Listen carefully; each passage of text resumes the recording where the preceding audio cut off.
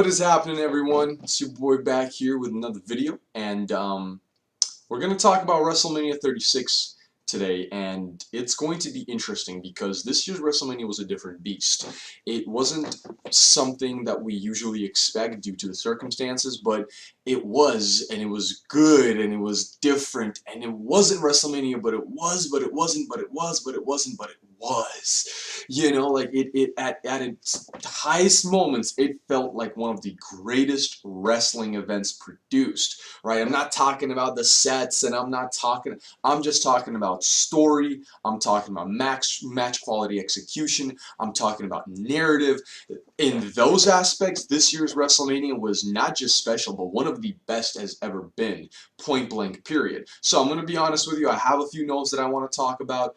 We're not going to be talking about any of the matches I don't personally want to talk about, and if we are going to talk about certain matches, rather A, we're going to praise them, B, we're going to devour them, or C, we're going to weigh them out. Alright, we're going to be right down the middle. Trust me, there were some things that I loved, some things that I absolutely hated and was despising, and certain things that I was just neutral to. Alright, so let's get into it. Night 1 of WrestleMania came to us live Saturday, 2020 on April 4th, I believe, and it was interesting. Very, very interesting, because it started with one of the best promo opening packages I've personally ever seen for Mania, with a lot of fourth wall breaking, and it was this kind of cool, surreal moment of realizing that, was this going to be the intro, or did they do this intro for us here at home?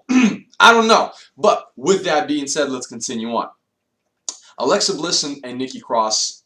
Nikki Cross, first of all, the fact that they had gotten her with Alexa Bliss, best thing for her career that could possibly have happened. She was able to grab her gimmick that she had and kind of switch it around and make it kind of basically a face, you know, and very pinky and very like weird, but at the same time still keeping her core aspects from the previous character. Really, really cool.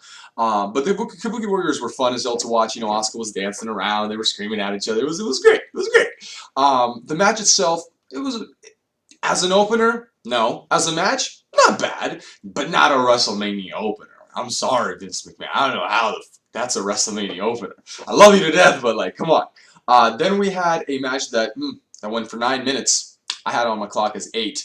Interesting. But Elias versus Baron Corbin. I don't care. Elias won. Oh, my goodness. The first match, I forgot to rate the stars. I'll give it a decent 3 stars. It was not a bad match, but not a WrestleMania opener, okay? Elias, King Corbin, guys, I'm sorry. I'm very transparent with you guys. I didn't really care. I wasn't emotionally invested, so I didn't care. Sami Zayn, I gotta say, his whole gimmick of this new kind of, you know, leader-esque character is interesting to me, that, you know, especially Cesaro and Nakamura following him. Literally 2 people he had just freaking classics with. 2 out of 3 falls with Cesaro, and the NXT TakeOver match with Shinsuke Nakamura. And yet here they are following him, and they've been in the company and more probably in wrestling than they have. You know, he has, I'm sorry. And don't get me wrong, I've watched Claudio Castagnoli and El Generico, all throughout their early years in PGW and Ring of Honor, and to see them now do this is kind of special. It's kind of special. It's pretty wild, actually. It's pretty wild. WrestleMania nonetheless. But they were facing Daniel Bryan and Drew Gulak. This should have been a WrestleMania slobber knocker. I'm talking about 15 to 20 minutes of just straight wrestling, like, you know what I mean? Just like, oh, hallelujah. But they decided to do a different route and tell a story in the match. I don't mind that. Sami Zayn was hilarious in the beginning of the match when Daniel Bryan started laying down his freaking elbows, and he went, "Oh God, oh God!" And he said that a few times during the match too as well. And just before I continue, that's another thing that was great about this year's WrestleMania, is you could hear the actual wrestlers talk, and they did that on purpose to even louder, because that's the only thing they really heard is themselves. And it was really, really cool to see that and get really in depth with the wrestlers like that. Continue on to the match. It was all right. It wasn't anything that I didn't predict happening. After the moment that the match started, it wasn't wrestling. It was just Daniel Bryan beating on him for like 5 minutes. It was a 10-minute match. And Sami won, dirty win, of course, or out of nowhere win, of course, with a lot of outside stuff going on. I understand why Daniel put Sami over. I again do not agree with the way this match was handled or the amount of time these guys got. These guys deserved at least 6-7 more minutes at the bare minimum. At the bare minimum. And again, maybe then we would have seen that great wrestling in the last, 6-7 minutes of that freaking match. But it could have and should have been much, much better. And you should have let those two professional wrestlers professional wrestle. All right. I'll give that match a solid 3 stars. John Morrison and Jimmy Uso and Kofi Kingston went to triple threat match, each representing the team. We get it. Miz was quarantined. I understand. Whatever. This was great. This was awesome. This was just fun. John Morrison doing fucking John Morrison things. I love that guy. Kofi Kingston being Kofi, you know what I mean? The Uso being the Uso. This was a ladder match that I expected. Only instead of 6 people, there was 3. But it was literally what I expected, and it was fun and entertaining. I am surprised John Morrison and Miz won. They deserve it, and it is basically, I think, John Morrison's first WrestleMania win, which is freaking crazy, so he deserved that. Cool little finish. Was it a 5-star match? No. I'll give it a solid 4 stars. It was definitely entertaining. Definitely entertaining for the time they had. And they had a lot. They had almost 20 minutes, if I'm not mistaken.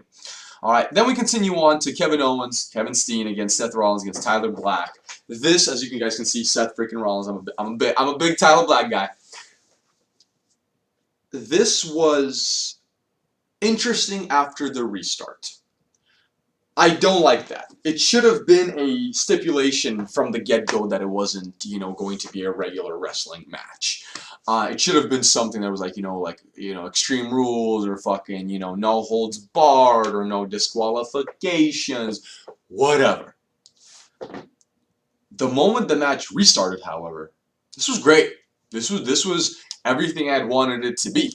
I just don't like that they wasted the first about 5-6 minutes of it. Is just I don't understand. I understand that you want to tell this cool little story, but it was predictable that was going to happen once he freaking boom kicked him in the fucking head. You knew it was gonna restart. So I get to add that extra drama, but just let 2 guys fucking work. Fuck's sake. Anyways, Kevin Owens this year provided one of the best WrestleMania moments. They had that big, gorgeous logo in the fucking Performance Center. That, by the way, made it feel much more epic. That made it feel like WrestleMania to me. Like it was like I was like, all right, cool. Like, they got some nice lighting in here. You know what I'm saying? They got some smokety smoke. They got the big ass logo. Okay, cool. I fuck with that. And having him climb up there and launch his poor body from like 25, 30 feet, I was like, bruh. I was like, no, boom. It was delicious. It was cool. It was real. It was raw. I love it. This match gets a 3.8 out of stars. Again, it could have been even a 4.5 stars if it was like this from the beginning. But hey, it is what it is. Still very enjoyable though. Still very, very enjoyable. Then we had a match that I'm going to be very transparent with everyone. You know what I mean? Like, it was like, cool. 2 years too late, but okay. Bill Goldberg getting destroyed by Braun Strowman with what seems to be a match of 2K where they literally saved like 4 finishers each and were like, all right, go. Let's go out there and just beat the crap out of each other for like 2 minutes and call it a day. If that's what the Universal title has dropped down to, that is abysmal. That is pathetic. And you could have done something much better, and the fact that Bill Goldberg, 3 years ago, fine. I agree with it. Even the fact that I didn't like it, I understood it. Why you took the title off of Kevin. I could feasibly, I could see Goldberg being a champion walking into Mania. I get it. This year, I did not see the point of that. There was no point. Absolutely none. 0. It's whatever. The main event we got to talk about, okay? Because the main event was around 20-some minutes in total, and it was probably the greatest WrestleMania match of The Undertaker's career since 2014. It's the greatest one out of all of these, out of basically the last 6 years, over half a decade. It's better than any of them, okay? It's also one of the very best of his career. This was special. This was This was a very different type of match that everyone knew that was going to be different, but didn't expect how different. And it stood on its own 2 feet as a cinematic experience with two professionals just going at it, and they don't need a crowd. And it was something that you would see literally like on a Netflix fucking show, right, or on an FX show, like, you know, it was like a just backstreet brawl that you would see in something like Sons of Anarchy. It was fun. They told a phenomenal story. They fed off each other. They were able to utilize the entire set to absolute best of their ability. This was a high production WrestleMania match that deserved some attention because they did some really fun stuff in it, and it added to the mystique of The Undertaker because it's kayfabe. And if you do not look at kayfabe as just that, kayfabe, you're gonna have a problem. And come on, in my opinion, you should definitely accept the fact that, hey, this was never going to be the same, and Undertaker and AJ did not want to wrestle in an empty arena. They were above that, and I understand. I get it. And they did something really special. And there were other two individuals that did something even better than this. But this gets, as an experience, it's a 5 stars. As a match, because I just still trying to see a match in there, it's about 4 stars, but as an experience, it's a 5-star experience. All in all, night one, I'll give night one as a whole a solid 3.5 rating. It was good. It was definitely saved by Undertaker and AJ Styles. I'll tell you that much, because before Undertaker and AJ Styles was like a 2.5 stars. Like, they added an entire star to my rating of WrestleMania 36 night one. It was blasphemy. Blasphemy. Like, the fact that I would have rated night one of WrestleMania 2.5 stars, I was just like, this shit better be fucking epic, and it was. Continuing on, this is gonna be like a 20-minute video. We went to night 2 of WrestleMania, and here is where, when I woke up on Sunday, it felt like WrestleMania. Like, just the card, it just, I felt like I was like, this is the show I'm really wanting to see. There was matches I was interested in on night 1, and one of them over-delivered in one aspect and delivered in the other, but all the rest didn't really give me what I had wanted to see. This changed during night 2 of WrestleMania, because this night was like, this was WrestleMania, okay? So let's get down to it. Number uno, okay? Charlotte Flair versus Rhea Ripley for the NXT Women's title, okay? Pretty solid build.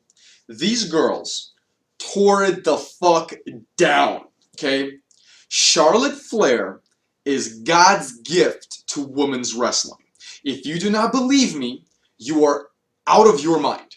If you do not understand that you are watching the greatest of all time walking and wrestling in front of you, that is your loss, alright? I am aware of these things. I have opened my eyes long ago, okay? I will imagine the moment she walked into NXT, I was like, this girl is about to be a freaking star.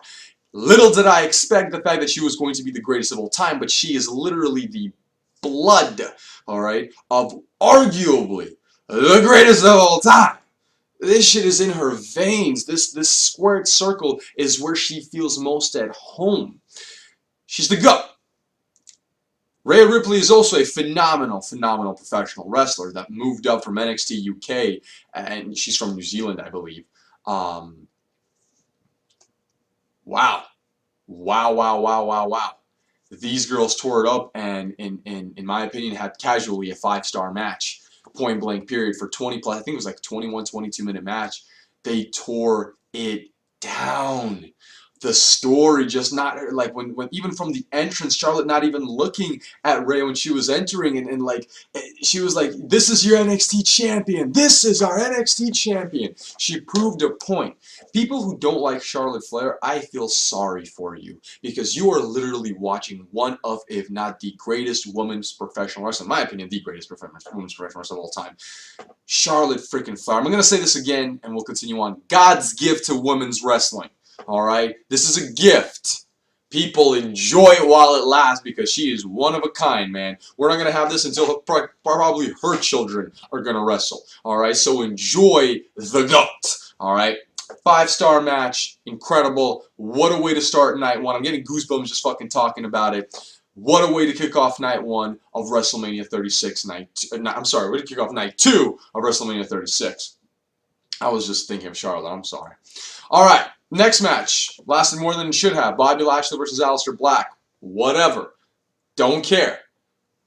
I watched it. I'm not going to rate it because there was nothing. It was just a match. Continuing on. The match could continue on Raw. All right. Otis versus Dolph Ziggler. I love this story. All right. Match was pretty good. It was like a 2.5, 2.8 stars match. But the story was like a 4, 4.5 for me.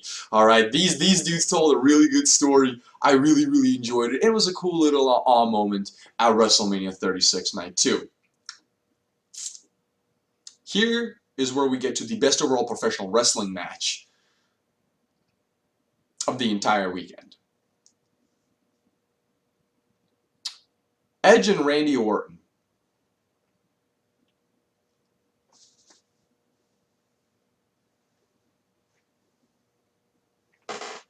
That was special. Forget the build was epic. Forget the fact that the execution of the actual rivalry was perfect, which is rare in today's professional wrestling world, let alone the WWE. Just saying, Vince. Love you to death, Vince, but I'm just saying. This is what I'm talking about. This is an instant WrestleMania classic for the ages. They went for almost 40 minutes. These dudes deserve all the praise in the world. This is also a 5-star last man standing match. They used everything. Everything. It started in the ring for like 2 minutes, and then these dudes were out and over the barricade in the gym, which is, by the way, huge. Then went to the backstage area, production area, freaking meeting rooms area. The fucking kitchen, for all I fucking know, was somewhere around there too. You know, like, and then they also went to all these hallways in the warehouse area, and they utilized everything in the fucking mama's possible imagination. It was glorious to look at, and it was a cool story, and either man could have won, you know, in a story sense, but the right man did win, and the way he won, and the last chair shot to the head, and the look on his face. Edge is an incredible actor.